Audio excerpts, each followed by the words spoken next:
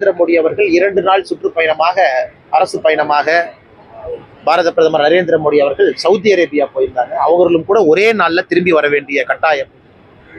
இதே நேரத்தில் இந்தியாவில் அமெரிக்காவுடைய துணை ஜனாதிபதி JD வான்ஸ் அவர்களும் அமெரிக்க துணை ஜனாதிபதி இந்தியாவில் இருக்கிறாங்க. அதனால் இதோடைய டைமிங் கூட ரொம்ப முக்கியத்துவம் வாய்ந்ததா இருக்கு. பிரதமர் அவர்கள் சவுதி அரேபியாவுக்கு ஒரு முக்கியமான ஒரு நட்பு நாடுக்கு போகக்கூடிய நேரம், அமெரிக்காவுடைய துணை ஜனாதிபதி இங்க இருக்கக்கூடிய நேரம். அந்த நேரத்தில் ISI இன்ஸ்பயர்ட் இந்த தாக்குதல் நடத்தப்பட்டிருக்கிறது. நிச்சயமாக இது கண்டிக்கின்றோம் என்று சொல்வதை விட நம்முடைய அரசு கொடுக்கக்கூடிய பதிலடியும் கூட இதுல முக்கியமா இருக்க போகும். அதனால இந்த நேரத்தில் எல்லா மக்களும் கூட அமைதியா இருக்கணும். ஏன்னா யாரும் சோசியல் மீடியாவில் நிறைய விஷயங்களை பார்க்குற எல்லோருமே ஆக்ரோஷமா பதிவுகளை போடுறாங்க. தேவையில்லாதது. அரசு இயந்திரங்கள் என்ன செய்யணுமோ தகுந்த நேரத்தில் அவங்க செய்வாங்க. நேற்றிலிருந்தே நாம் பார்க்கின்றோம், அந்த ஜம்மு அண்ட் காஷ்மீரினுடைய ஆளுநர் அவங்க சொல்லியிருக்கிறாங்க, ஆன்டி டெரர் ஆப்ரேஷன் எல்லாமே ஆரம்பிச்சிருக்கிறோம். அதனால் அரசு நிச்சயமாக இதற்கு என்ன பதிலடி கொடுக்கணுமோ, எப்படி கொடுக்கணுமோ, எந்த நேரத்தில் கொடுக்கணுமோ கொடுப்பாங்க. அதனால் மக்கள் அதற்காக நாம் செய்யக்கூடிய வேலையை நம்ம நிறுத்தக்கூடாது. எல்லோரும் நம் வேலையை செய்யணும். காஷ்மீர் போகிறவங்க போகணும். நாளைக்கு நான் காஷ்மீர் போகிறதா புக் பண்ணியிருக்கிறேன், வர்ற ஜூலை மாதம் அமர்நாத் யாத்திரா நடக்குது, நான் போகணும்னு நினைக்கிறவங்க கண்டிப்பாக போகணும்.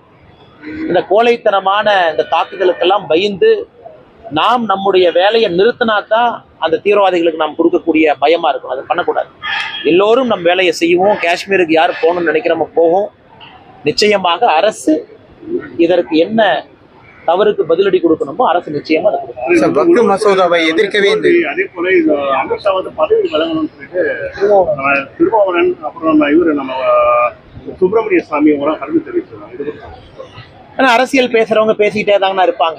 ஏன்னா உங்களுக்கு தெரியும், பிரதமர் அவர்கள் 3வது முறையாக பதவியேற்ற பொழுது 2024 ஜூன் 9 பதவியேற்ற அன்னைக்கே காஷ்மீர்ல ஒரு டெரர் அட்டாக் இருந்துச்சு. 8 நிமிஷம் கழிச்சு அன்னைக்கு.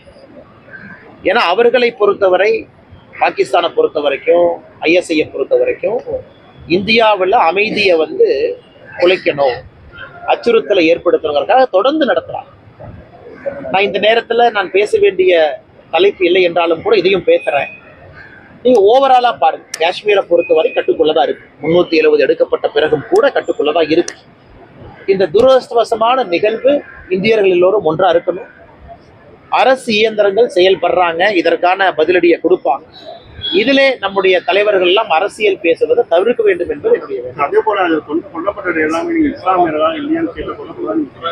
ஆனா ஒரு அரசு வெளியிட்ட அந்த இலங்கையில இஸ்லாமியரும் பேரோட சேர்க்கப்பட்டு இருக்கிறாங்க. ஏன்னா ஷிமோகால அந்த சகோதரியினுடைய கணவரை